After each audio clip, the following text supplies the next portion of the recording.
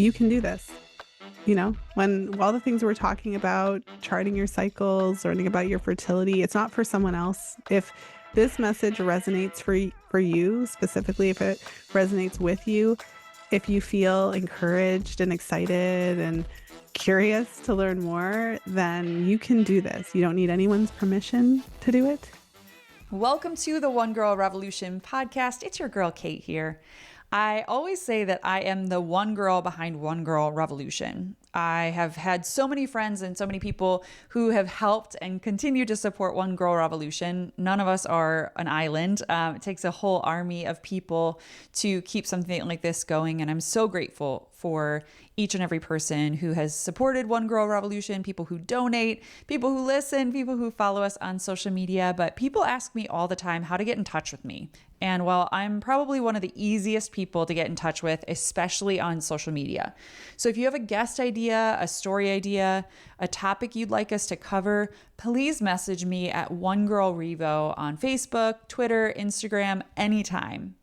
You can also send us an email, info@onegirlrevolution.com, or message us through our website at onegirlrevolution.com. We are so grateful for you listening to this podcast and for all that you do to keep this nonprofit multimedia enterprise going and thriving. We've accomplished so much throughout the years, and we have so much more to come over the coming weeks and months. But now on to the most important part.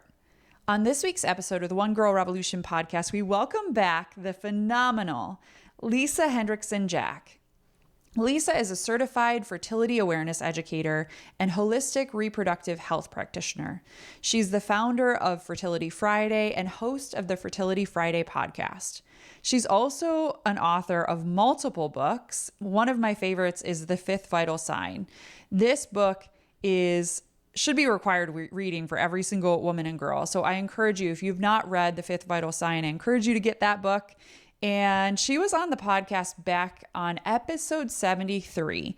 I encourage you to go back and listen because she shares her whole story, how she got into the work that she's doing, and just all about the incredible work that she is doing to support women and women's health. And she's just phenomenal. But Lisa is back on the podcast this week because she's got a new book out, which she co-authored with Lily Nichols, another woman that I'm an absolute fangirl of. The book is entitled Real Food for Fertility. You can get your copy on Amazon now, and it is jam-packed full of so much goodness. And Lisa and I discuss so much in this episode. It's crazy. I felt like we could have done a whole series, 10-episode series going over different things in the book. But instead, we just ran through so many things. And so this episode is jam-packed full of so much goodness. The book is going to be one of my go-to health and wellness books, and I plan to gift it to literally every woman I know. In this episode, we talk about women's health, we talk about fertility, food, health and wellness, and so much more. You do not want to miss this incredible episode. Here's my conversation with Lisa. Lisa, welcome back to the One Girl Revolution podcast. Thank you so much for having me. I'm excited. So you have a new book out called Real Food for Fertility with Lily Nichols, and I'm so excited to talk to you about it. I am just so excited that you and Lily joined forces, and I know I want to talk about how you came to the decision to write the book together, and I know you guys have a long-standing friendship and support system, so we can get into all of that. But thinking about your book, for me, it seems so timely. And maybe it's because of my age and my friends and knowing so many women who have struggled with infertility or are currently struggling with infertility or other health issues, or maybe they're trying to conceive. But I also think about how women in this day and age are becoming more and more aware of what's in our food, organic products, clean beauty. And I just feel like what you're sharing in this book is just so timely for all of those reasons, not just because I'm in the age demographic that I am, but I feel like the world, especially the world of women, are ready for this book and they need this book. Has that been your experience? Well, first of all, thank you so much. I really resonate with that, of course. And I think we're probably in a similar age range. It's been really interesting just to see how much things have changed in the last couple of decades and how many women and couples and families are struggling with fertility. And you don't always know. I'm sure that I'm not the only one who had those experiences of people who you know, kind of, right? On your Facebooks and all the places, who after they've been married years later, you see this post of we've had 4 miscarriages and this was a big fertility journey. So it's really hitting home how many women are struggling with fertility challenges. So, and in the work that I'm doing with menstrual cycle charting, I mean, I think of my journey into what I'm doing now. And I started charting when I was in my late teens. And back then things were so simple because I was young and I didn't know anything. So it was like, I thought that if you were using fertility awareness, you'd either be trying or avoiding, and it would be like black and white. And so now, after working with many, many, many clients and working with a significant number of clients who are specifically trying to conceive, one of the things that I found was that fertility awareness charting really highlights that this is a complex, multifaceted issue. It's not just about timing, although timing is essential because without timing, you have nothing. But when you have, a couple who's trying to conceive and she seems pretty healthy and, it's not happening and they're timing things correctly, we have to look at his sperm quality. When we see just the general trend of women being on birth control, sometimes for decades, and then, starting to try in their mid to late 30s, and also the overarching thing, which is that we are not educated about our menstrual cycles. We're not educated about fertility at all. We're not provided with any useful information. Everyone thinks they're doing what's healthy, but what does the research actually have to say about what we're consuming and the impact of those chemicals that we're exposed to and things like that? So yes, I believe also, I mean, that was our intention with this book. We both feel that it's really timely and that it's something that is needed beyond just someone's opinion about what's good for this and that, but to really do a deep dive into what the research has to say so that at least as women, we have something more to go on. Yeah, well, and your research in this book is so incredible. I heard on some other podcast that you and Lily were on that you had over 2,600 citations or something, research studies that you cited. And so it's just jam-packed full of so much information. And I want to get into all of that. But first, I want to kind of rewind. People who listen to this podcast may remember that you were on back on episode 73. So people can go back and listen to that to hear all about your story and how you got into this work, and then Fertility Friday and your book, The Fifth Vital Sign. So I want to encourage people to go back to episode 73. But let's talk about that for a minute, just to give people a little refresher. So you're the founder of Fertility Friday, host of the incredible Fertility Friday podcast. You have so many episodes, so I encourage people to subscribe and listen. You're the author of Fertility Awareness Mastery and a book that changed my life, The Fifth Vital Sign, and really teaching women that their cycle, like you mentioned before, is so critical. And charting can teach us so much about women's bodies and their health and wellness, and really that our cycles should be treated as the fifth vital sign, an indicator of women's health and wellness. How did you, I know you talked about charting from a young age, but how did you first get really involved in women's health besides your own? That's such a good question. And I mean, I mentioned I discovered charting in my late teens, and it was, I mean, looking back, I think it was meant to be, but in many ways it kind of felt accidental because it was right time. So I had been on the pill like many women from a mid-teens. So I think I used the pill something like age 15, 16, but I wasn't sexually active. I had really heavy, painful periods. And so that's why I went to the doctor. And before I finished my sentence, like heavy, painful periods, he was already writing the prescription, right? And so because I wasn't using it for birth control, I would, forget to take it, miss a day, all that kind of stuff. And so when I actually needed birth control, I was not feeling confident about this whole pill thing because I knew that I was forgetting to take it at the right time and all of that. And I didn't want to be stressed the whole time. And so I had this thought in my head. I was like, okay, so I'll just if I use the pill, I'm gonna be stressed all the time. So I'll use condoms every time. But I'm a child of the 90s, and so they taught us that condoms worked. So I was like, well, if I'm going to use condoms all the time, then I may as well come off the pill so that I can know if I'm actually pregnant. That was my thought. And it was right around that time that I discovered fertility awareness. So initially, it was just me wanting to avoid pregnancy, learn about my body. I thought it was just so great because I wasn't going to use condoms anyways. And then this gave me another way to be really, really sure about what I was doing. And so I was fascinated. I was like a fish to water, unsurprisingly. I just, the science behind it, being able to take your temperature and see the changes in your mucus and cervical position, And so that was great. And so here I was charting. My cycles were not optimal and I had no idea. So I thought they were great. My cycles were an average of like 38 days. My temperatures were super low, but I was like, I'm Lisa and I've got long cycles. And that's just another iteration of normal because that's what I read in a book. And right, I'm just living my best life. And then one of my charting instructors is like, look, your cycles are too long and your temperatures are too low. I think you should get a thyroid test. And so that was really when I thought to myself, how did you look at these like squiggly lines and come up with that? Right. And it turned out that my thyroid was a bit suboptimal. And that was identified based on my menstrual cycle chart. So this idea of the menstrual cycle being a vital sign was introduced to me very, very early on. And I was involved on my university campus with a group of women, and we used to teach charting sessions. We would lead introductory sessions and then have these monthly sessions where people could just show up. Now, this was grassroots. We were in a coffee shop, donations, no money was made. And so it didn't occur to me that it could be a career, but that was my intro into this. So I was doing this in my, early to mid 20s. And to answer your question, at what point did I kind of reach out and start thinking about doing this in a much greater capacity? It was shortly after I had my first son. I had always been doing it at more of a grassroots capacity, passion project.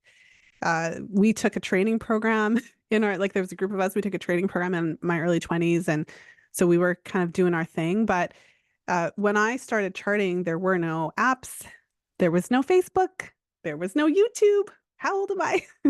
And so it was really after I had my first son that I kind of thought, let me put this out there and see, because all of a sudden now we had the means to be able to communicate. Anybody can broadcast from their house, as you know. And so I had this thought of, let me see if anybody is interested in this information because I know it changed my life. So let me see if anyone else is interested.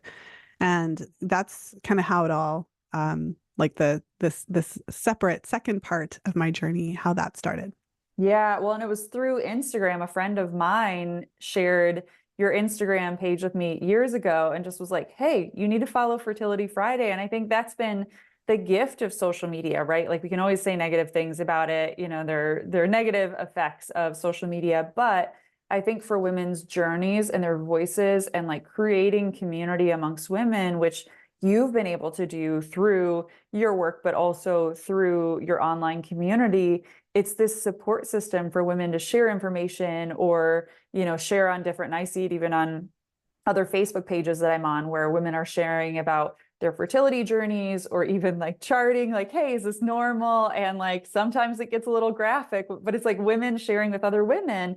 And it's so beautiful. It's almost like probably how it was years ago, right? With communities of women, multi-generations of women that would share information and talk about what's normal or, different things that worked for them. And now we see that kind of unfolding on social media. Yeah, absolutely. And I always say, because when I share this information for someone who's hearing the first time that they're not fertile every day of their cycle, and you can learn to chart and you can use it as a natural birth control method that could be up to 99.4% effective. A lot of women, their first response is anger. How come no one told me this stuff? And why doesn't everybody know this stuff? And what I always say is that if we were to wait until our public health systems and our education school systems decided this was important enough to share with everybody, we would just be waiting a whole long time. So I feel that it's really up to us to be that change we want to see and to make a ruckus and to talk about it because it's what one of the things that's been really fascinating is I would say, particularly over the past, let's say 10, 15 years or so, there really has been a bit of a shift. Now, I wouldn't say that fertility awareness has become mainstream because even with all of the attention it has, it is still not your average woman still has no idea that this is a thing. But the amount of shifting that has happened in the last 15 years has actually been massive. And this is literally just women like me and you who are fed up and just talk. We just open our mouths and we speak and we share and we create resources. And that's one of the things that I think is so important that I've been fortunate enough to be able to do and that Lily and I were able to do together, where we're creating solid resources, evidence-backed resources so that women can begin to make those informed decisions, because this is the only way that this change that we want is going to be made. Yeah, education is empowering, right? And we really want to empower women. And I know you've done that through the fifth vital sign, really is empowering women to know about their bodies. And now with Real Food for Fertility, people hear fertility and it's like, for so long, women are just taught like, oh, when you're ready to have a baby, that's when fertility kicks in. And it's like, no, we should be talking about this. Like, as I was reading Real Food for Fertility, I was thinking about what I was thinking. The same thing I was thinking about when I read the fifth vital sign is this should be in schools, right? Like, girls should be reading the fifth vital sign. They should be reading Real Food for Fertility and being educated from a young age and charting, right? Like, learning about your cycle. It's not something gross. It's not something shameful, right? There was this whole culture. I know even when my mom first had her cycle, she would tell stories about how like, oh, it was so embarrassing. Like, go in the bathroom, don't talk about it, don't tell anybody. And then when her daughters were born, it became this celebration, right? It's like, oh my gosh, you're a woman now. And like celebrated that we started our cycles. And to me, that's so beautiful. That's how we should be, but really empowering young girls and women to know about their bodies and know about the fifth vital sign, and then even thinking about fertility from a young age. It's not this scary thing, right? When you're a teenager in your 20s, like, don't get pregnant, take the pill. It's like scare tactics. Instead, it should be this beautiful, empowering thing, the fact that we can create life, right, and carry life. I feel like that was one of the biggest shifts that I experienced when I learned fertility awareness as a young lady, because I had been given the same indoctrination that we all had, that there was no safe days and you could get pregnant on any day, but they didn't explain any of it. So you're just, it's just like this random terror threat all the time, but you don't understand what's going on or why. And the not understanding makes it even more terrifying. So I felt a lot of comfort in knowing that I could track my cervical fluid and identify which days were fertile, and that I could take my temperature and confirm ovulation and be able to see it. And there's what I say too is this is all great in theory, but when you actually start charting and you see that mucus and you see that temp shift and you see it cycle after cycle after cycle, like we're 20 plus years in here. So I've seen this happen many times. I don't question it. It's not something that it's a theory to me. It's something that is just a day-to-day thing that happens in life. And so that gives a whole different level of comfort, reassurance, understanding. And the biggest thing for me is that I wasn't afraid of my cycle anymore. I wasn't afraid of getting pregnant. It doesn't mean I wasn't cautious, but I was informed. And that helped me to feel more empowered about it, as opposed to feeling like pregnancy is just something that happens to people when we don't really know why. Right. That's probably the worst of it, but with the knowledge of charting, fertility awareness, this concept of body literacy, all of a sudden, it's not just a thing that happens to you. You actually have a lot more control than they ever taught you. Yeah, well, and I want to encourage everybody who's listening too to read the fifth vital sign. I will put the link to that in our show notes, as well as Real Food for Fertility, because if we can be educated, these are things that we should be reading. We should be going to our doctors informed and empowered with this information and really asking questions. And hey, buy those books for your doctor, for your OBs, for everybody in your life, because we're all in this together, and we need to be, I really think that women are leading the charge on this and asking questions and really challenging the systems in place, whether it comes down to beauty products or different things that are in our food. We're the ones that are really leading the charge and asking for better and challenging the systems. And we can do the same thing with the medical community too, to ask these questions and say, hey, I was charting my cycle and I noticed this, the information is power, truly.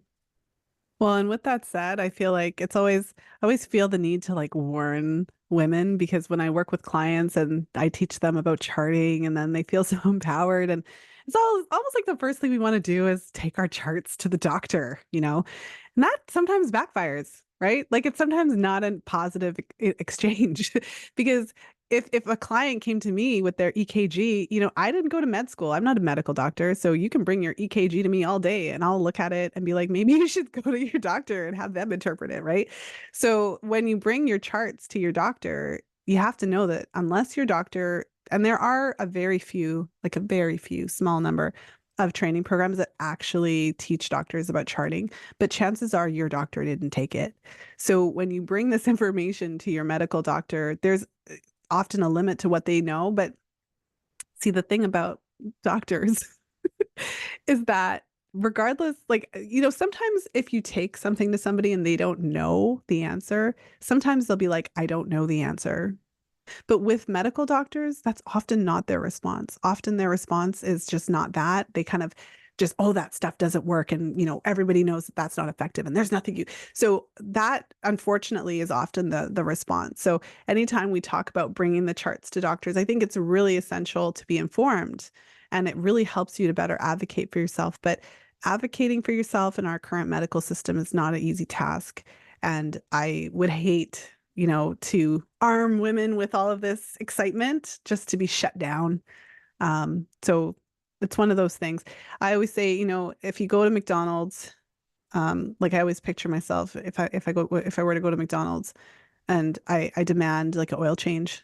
And then I'm like, now we do have all the tech, right? So someone's gonna like put me on TikTok, like, I want my oil change, like, right? And you're all like really upset. And they're just like, who's this crazy woman in McDonald's asking for an oil change? So I think, out of that, when we're seeking support, it's always really important to remember what that modality has to offer.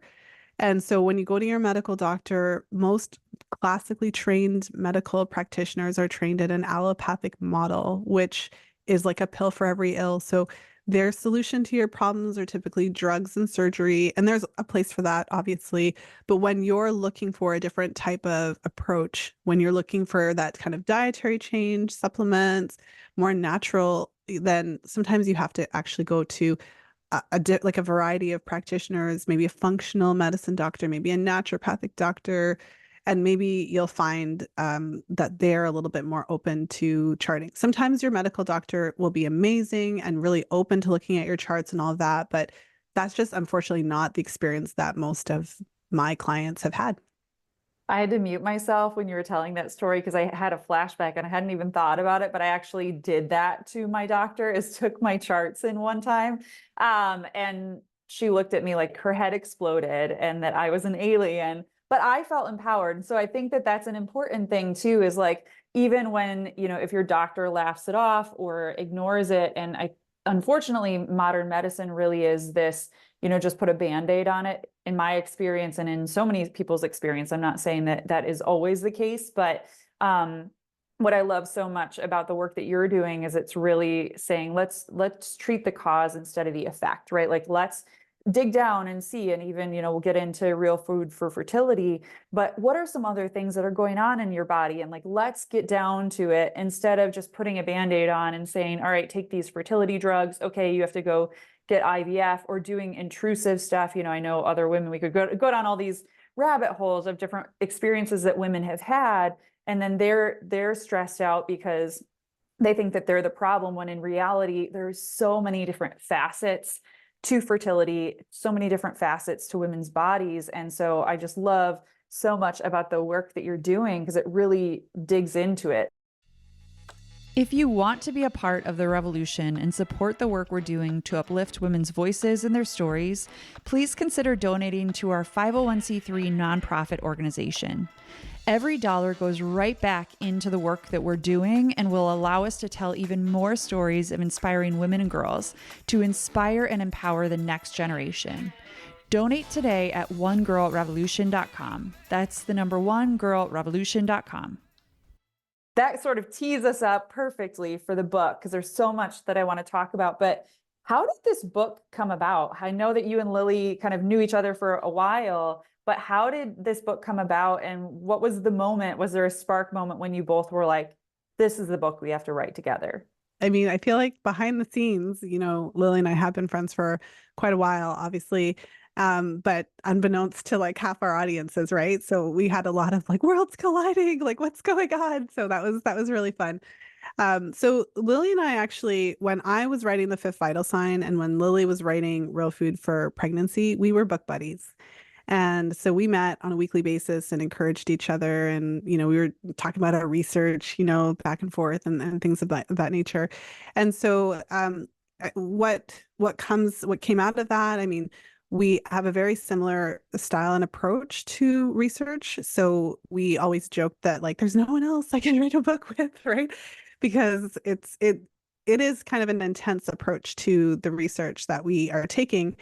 And so how it came about is that when, in my case, when I'm working with clients who are trying to conceive, I'm always recommending Real Food for Pregnancy naturally, but also for clients who are not trying to conceive, but who are trying to achieve optimal menstrual cycle health. I mean, I'm also like wanting them to read Real Food for Pregnancy, even though they're not pregnant. And so we always have to have that conversation. And so, similarly, when Lily was approached with questions about fertility or conception, she would be recommending my book, because of the fertility awareness approach and all of those things. And so, I feel like, for both of us, we talked about this, and I can't remember the specific moment, but this was one of those things where we both felt like this would be a great way to bring the best of both worlds. I was saying the whole time we wrote this book that this is like every time I would get off a client call, see that client needs this book. Like every single one of my clients needs this book. And it's not necessarily apparent in the title, but this book is for anyone who's trying to conceive, who has that future orientation, but also for my clients who are not currently trying to conceive, but just wanting to optimize hormonal health. So I really feel like now I have the book.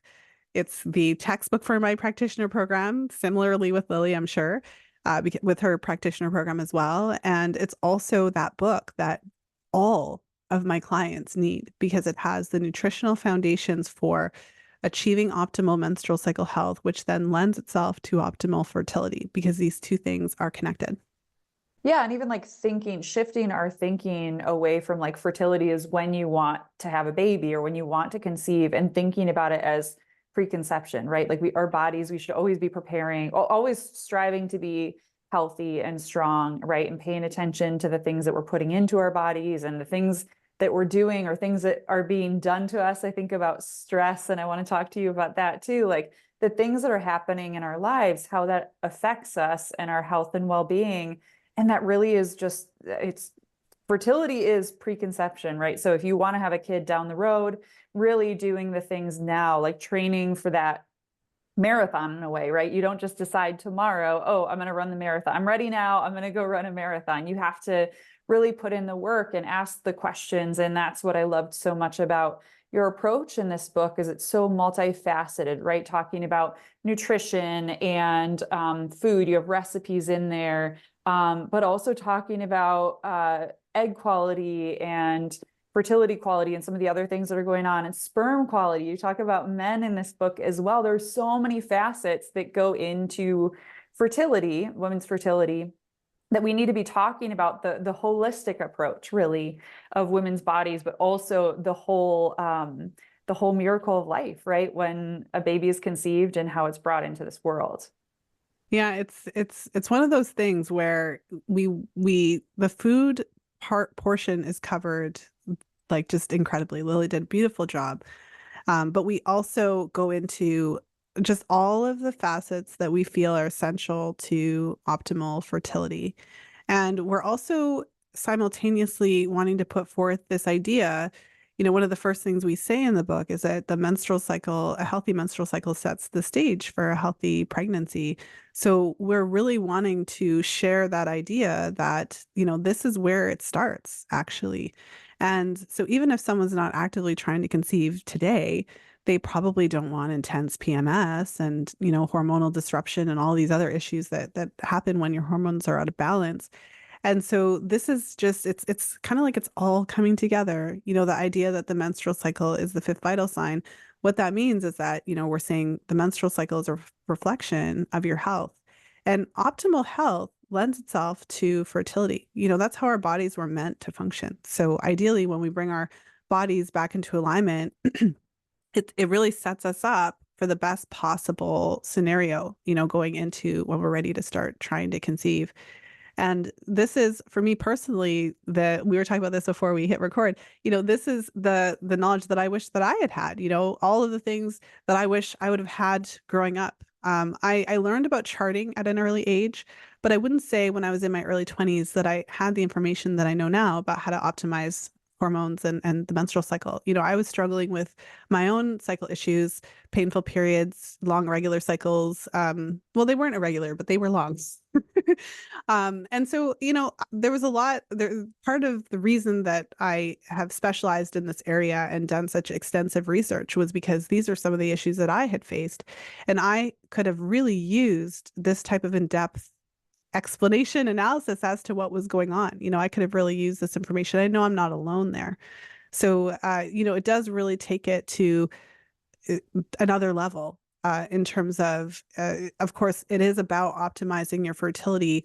But let's say somebody, read this book, made some shifts, improved their cycles, saw those changes, like especially if they were charting and tracking, but otherwise they start to see improvements in their hormone health. They feel better, they have more energy, and then they get the result that they're looking for. They optimize their fertility, they put their partner on blast, and they achieve that. I feel that these changes not only impact your conception journey, but a lot of these things will start to change the way you approach food at all. As a mom of 3 children myself, I feel like once you learn these basic nutritional tenets of how to achieve optimal health and fertility, it spills over. It's going to change how you feed your family, nourish yourself.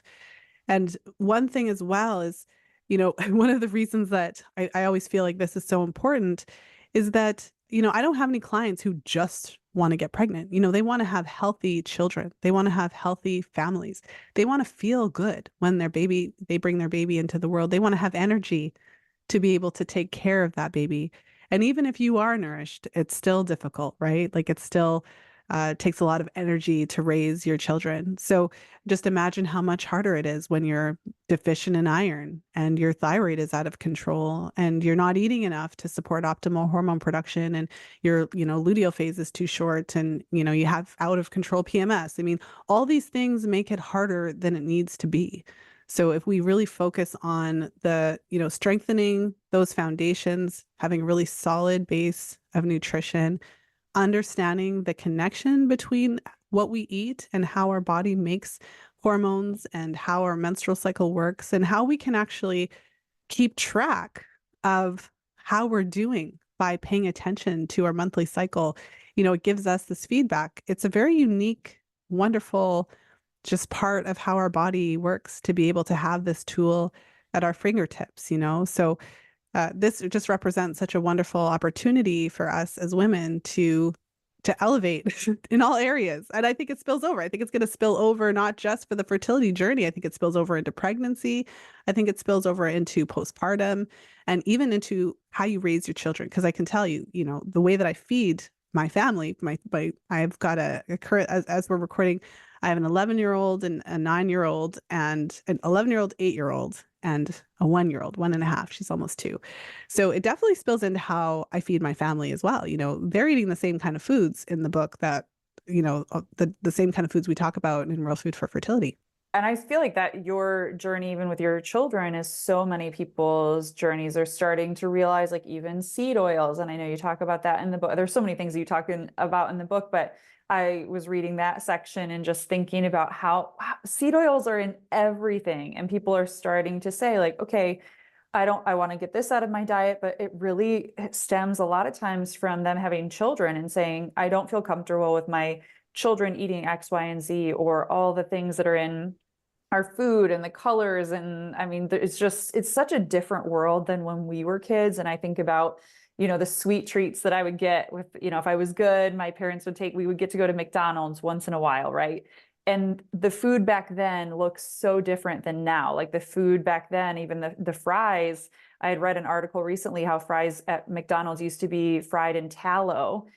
which is healthy. And like we should be having more tallow in our diet, but now it's in, whatever kind of seed oils. And then there's all kinds of seasonings, all kinds of chemicals put into it. And so even me thinking about like my children, I don't think that I'm going to let them have McDonald's because it's like I don't want them to have that. And so that's also a whole part of like the nutrition and diet that parents are realizing like, hey, I want to change things in my life, in my diet, in my nutrition so my kids can have a better life. Well, and I love the way that Lily defines real food in the book to start that conversation. Because, for example, when it comes to minimizing your exposure to seed oils, one of the best ways to do that is to eat less processed food. Because if you start looking at the labels on the things that you eat, it's the highly processed and ultra processed food that contains a lot of these additives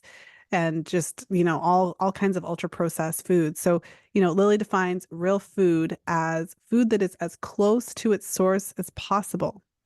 And one of the things when we look at that, she also goes on to say it's minimally processed. It appears how we would find it in nature. If you look at it, you know what it is. So if you grab a chocolate bar, those individual ingredients, you don't know if that like you don't know what that flour, that sugar, you don't know if it came from a beet, sugar cane, like you don't know what it came from. You can't tell. And that's one of the kind of starting points at thinking about what real food is. So I'm sure there's a bit of a debate because she, also talks about how it doesn't often have a label because, when we live in a real world now. So sometimes the things we eat are going to come in packages, right? But we're still making that distinction because we can still, even if we're having to use packaged products from time to time and things like that, you can still read the labels and see if what is on the label is actually food. Like what is xanthogabijabada? Like what is that, right? Like a lot of times we're reading these labels, we have absolutely no idea what it is. We'd have to Google it, and even Google might not know what it is. Just kidding, but still. But still, it's like just becoming educated. And that's why, even like back to your book, I'm so encouraged and excited for people to read it because the more that we know, and nobody's perfect, right? We're not, unfortunately, most people I live in the city of Detroit, right? It's very hard to get in certain foods here. We thankfully have a good farmers market, but it's just more difficult to get the foods that I would like to be eating every single day. And I have to really prioritize that. But really starting like everything in moderation, right? So it's like, okay, if I'm going to have processed food or I'm going to eat out, let me try and do some research and figure out like, okay, what are the restaurants that do, more farm to table type food, or let me try and eat home more often and do meal prep. I love this Instagram. You probably have seen it. Meals She Eats. And it's a husband who prepared, his wife was struggling with infertility. And he was like, all right, I'm going to make, back to Lily's kind of mission or her mantra. He was like, I'm going to do as much as I can, like farm to table type food for my wife. And they ended up conceiving and now they're pregnant with their second baby. But I love that Instagram. And here's this husband like trying his best to kind of pull things together. But we can only do our best, right? And it's like everything is a journey and just striving. I know that most people aren't going to read the book and do every single thing that you Yeah. recommend. And it's also different things work for different people. And that's why it's so important for people to work with a practitioner like yourself, or someone else who can really kind of help lead you on the journey. And we believe in bioindividuality. We know that every single person is different. And you talk about that in the book too. It's like learning about like getting your blood tested or doing different things so that you can really dig down with a practitioner on like, okay, what's actually going on. Well, Go ahead. well, just to speak to that, when I'm working with clients, the goal is never perfection. This is something I focus on a lot. The type of charting that I teach is very detailed. It's really specific, and there's a whole detailed cervical mucus charting method with all these notations, and there's all this information. And so you can really, take yourself off the deep end into this, needing everything to be perfect and letting it stress you out. And so I always try to find this delicate balance between having that accurate information but also recognizing what we're doing here. So, like for example, when we add the charting component into it, Women are not robots. So you're never going to have this air quotes perfect cycle. You're always going to have that one night that, if you have a dog, the dog wakes you up or the baby wakes you up or the partner wakes you up or whatever, right? You're always going to have that one, whatever it is, something stressful happened at work, you had to travel somewhere, something like that. So it's not about perfection. What happens is when you start to chart, you kind of see where you're starting from. And if you're seeing some issues, you're seeing some abnormalities, then my goal with clients is to shift that and see improvements.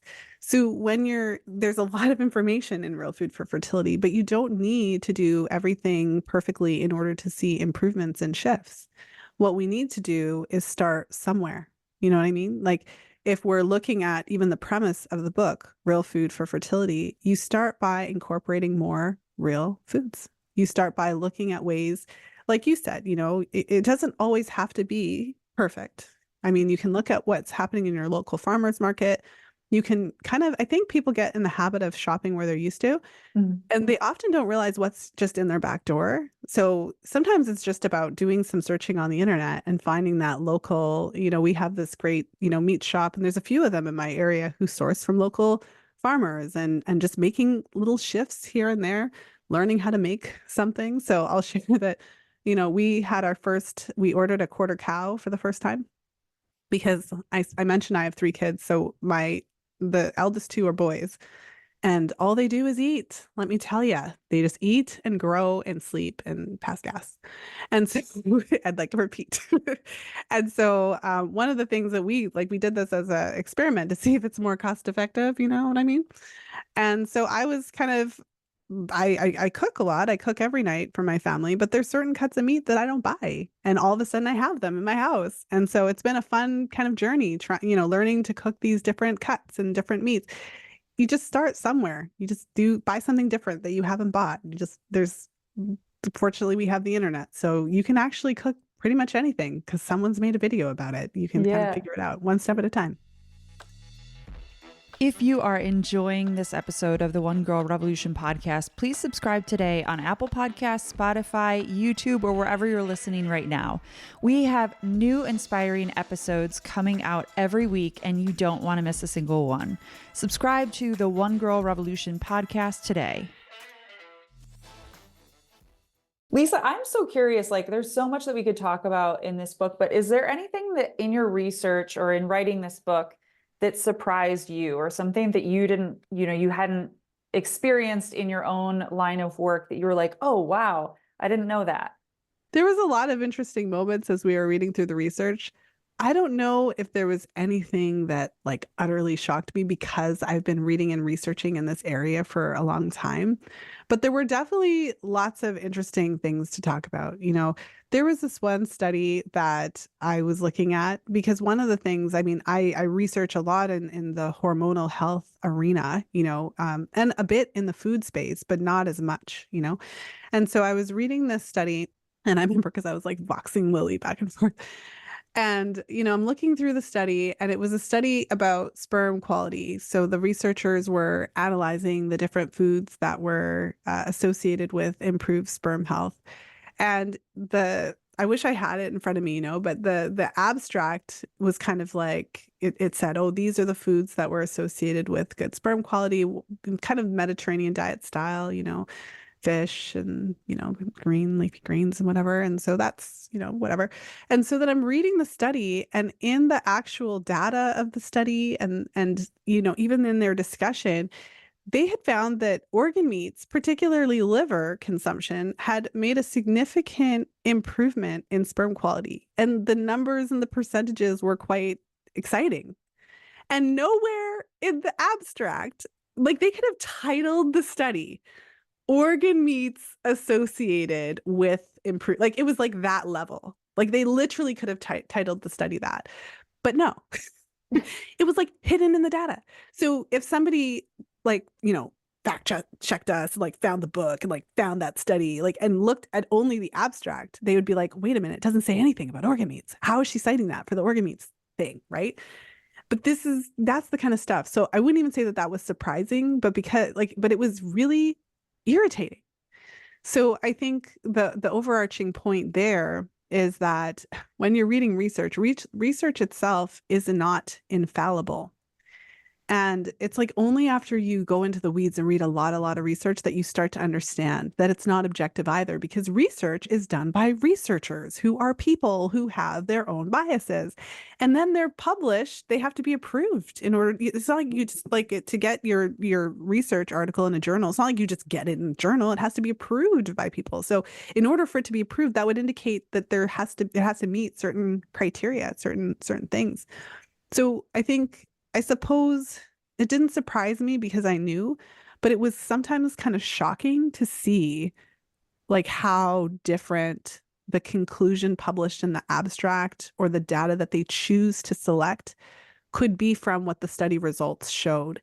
And this was not just one study. You know, Lily and I went back and forth on this other study, and there was all this data, and like we're there like calculating stuff because, you know, the way that they're portraying the information, sometimes they just leave out certain things. And I think at the end of the day, there's a bias, a clear, to at least to me, a clear bias against like meat. And even when there's like red meat, so even when there's like a positive or neutral result, it just doesn't find its way into what's happening because it's almost like they're all supposed to say it's I don't know, it's like they're all like, okay, say the thing, and everyone has to say the thing. So every research paper says the thing. And then when the research is slightly different, and you literally could title the study something totally different because of what the evidence shows, they're still like, okay, we're just going to say the thing. Mediterranean diet is optimal for fertility, right? And Lily has a whole section on the Mediterranean diet in because she took it on. She was like, okay, I need to do this. Mediterranean diet is not, I'm not knocking it. It's great. There's lots of research around it, but it's just, hopefully my point is coming through, which is that in order to get the full picture, you can't just read the abstract. Like you really have to go in, you really have to assess the data, and you have to kind of make sure that what they said is really what was found, or if there weren't any other interesting findings, because that was, I mean, wild. Yeah, well, and in this day and age, people just Google something and they're like, oh, I read one article and this is what it said. And I think specifically with women and fertility, we're tempted to be like, oh, so and so told me about this study or told me that I should do this or I should do that. I just feel like women are constantly being ricocheted by like everything on Instagram, or somebody shares one thing to your point about that study where it's like, this is the headline, or we see a news story that's the headline and it's actually doing the research. And we're so lucky because you and Lily did so much research and jam-packed it into the book. And so I just encourage people to read it, to buy it for everybody that they know. I was telling you before we started recording that my youngest sister would buy Lily's book, Real Food for Pregnancy, for literally every person that she knew that got married. And I was like, thinking about that when I was reading your book, and I was like, we should be buying it for literally every woman and girl that we know. So like a teenager, buy it for, I don't know, graduation gifts, whenever, like just giving it to people because there's so much information. And I feel like, I know it's a new book, but I feel like it's something that we'll be able to carry with us throughout life. Like, oh, wait, I know that Real Food for Fertility said this. Like, let me go back and look at that. Or a friend tells you a story or talks about some, specific thing that we can go back and really use it as a resource. It's incredible. Well, I mean, that was definitely our intention. It's a really meaty book. And in many ways, not to scare anyone off, but in many ways, it's like two books in a book because like I wrote a book and Lily wrote a book, right? It wasn't quite like that. It was a very collaborative process. It was a really interesting process together. Like every word in the book has been vetted. There's nothing in there that is fluff. We really made sure to do a thorough editing job, put it like that. And we were all over each other's sections, and drew from each other's work throughout. But essentially, that's what it is, And because of that, sometimes when the way I use my books in my practice is, every client gets a book, right? Because hello, why not? That's why I wrote it. So it's a help. So I would love to give resources to all of my clients and practitioners. And when I'm working with a client, it's not that I obviously will say like, I think you should read this book. But in the context of our work together, I often direct my clients to the specific section or chapter that I think would be most applicable to them now, because it's sometimes a big ask to be like, read the whole book, you know?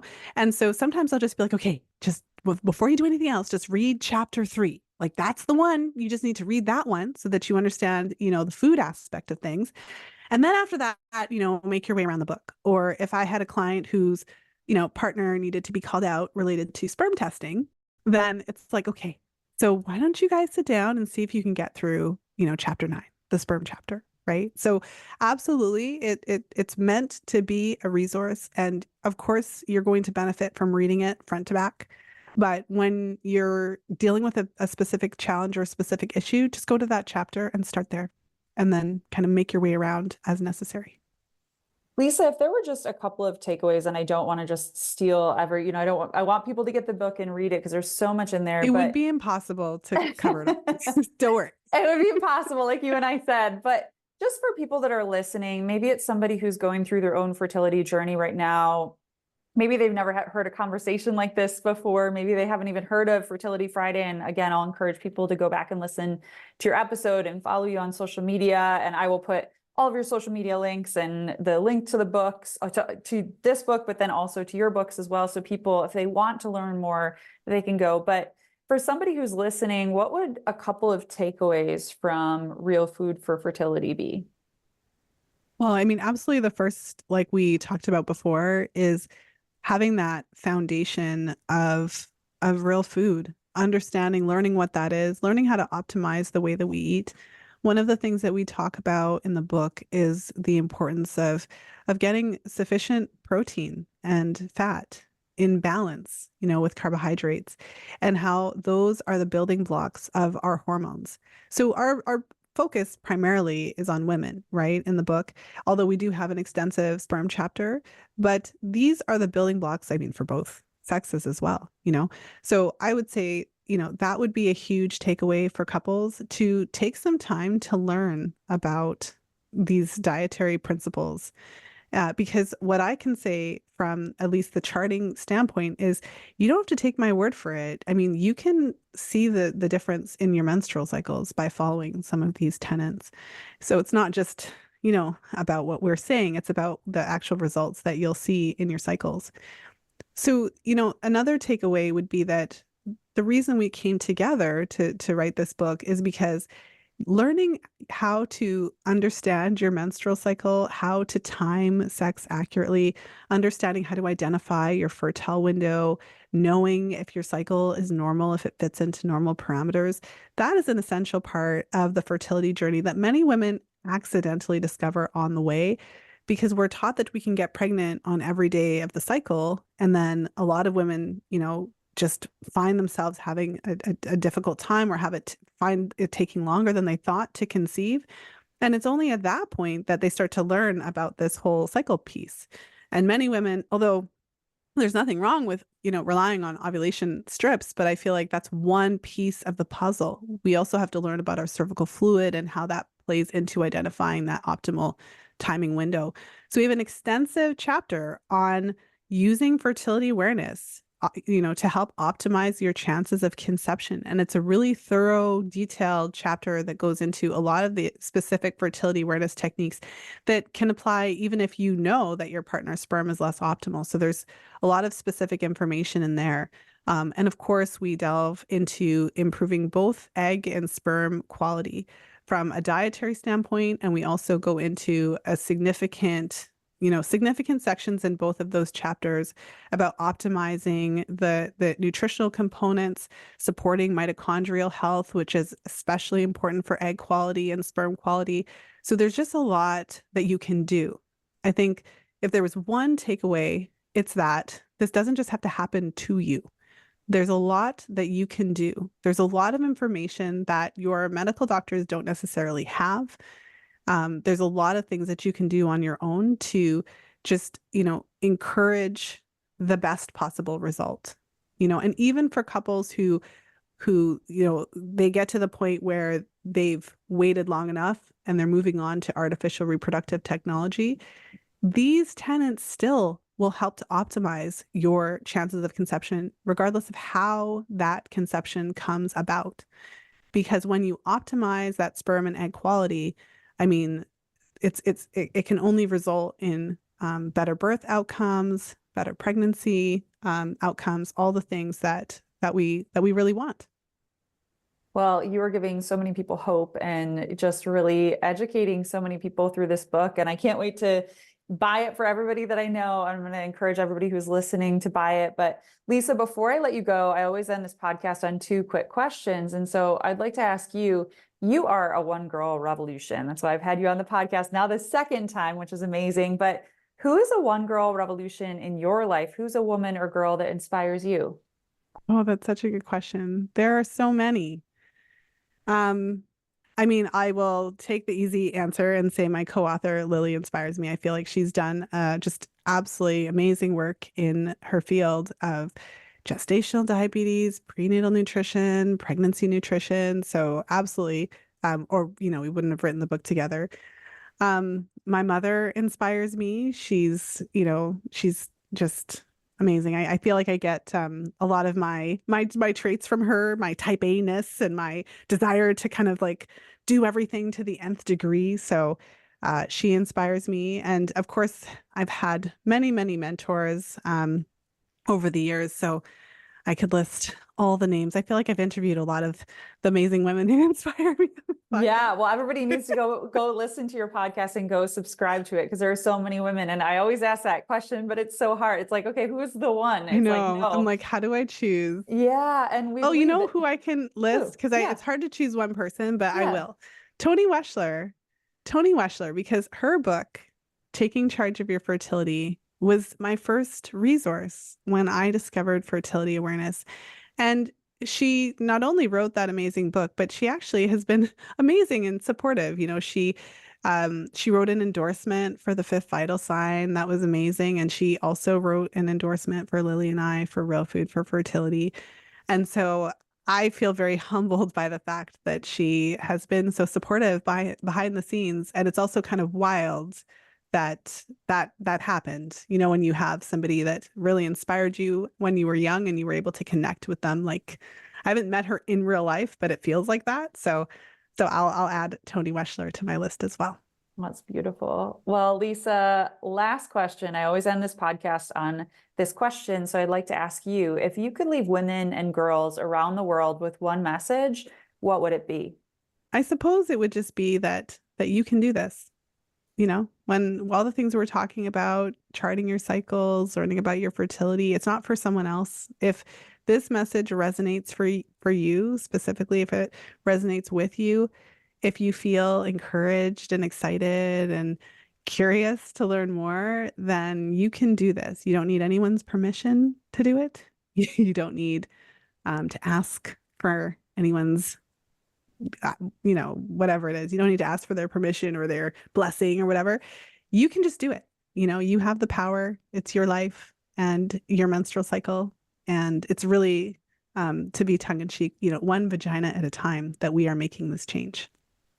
We are, and women are leading the charge. So I encourage everybody to check out your new book, Real Food for Fertility, and follow you. I will put all of the links to everything in the show notes. But Lisa, thank you so much for being on the One Girl Revolution podcast again. And thank you for all the incredible work that you do.